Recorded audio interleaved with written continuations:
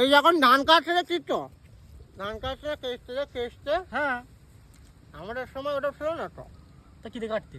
আমরা হাত ছেড়ে পেলাতাম, হাত করে ধরে এইরকম করে ছেড়ে পেলাতাম। বিশাল ব্যাপার। তোরা পারবি এখন?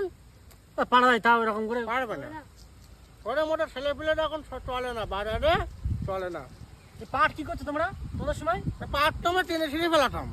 পাট এরকম টেনে করে, ছিঁড়তে? হ্যাঁ, ওইরকম করে ধান বাড়লাম না, ওইরকম করে মনে করে পাটও ধরতাম, এক এক করে 4-5টা করে ধরতাম, ধরে টান দিতাম, ওই গোড়া টুপ দিয়ে টানতাম। তাহলে তোমাদের গায়ে তো বিশাল বল। খেতেও তো এরকম ভালো হ্যাঁ, ছিল। খাওয়াটা খুব সাদা। কতটা খেতে মিষ্টি? মিষ্টি মনে কর যদি বাড়ি কিনে এসতো তাহলে 2-3 পিস করে খাতাম। আর কোন জায়গায় গেলি কুটুম বাড়ি, ছাড়ি বাড়ি, ও 50-60 পিস খেয়ে নিতাম।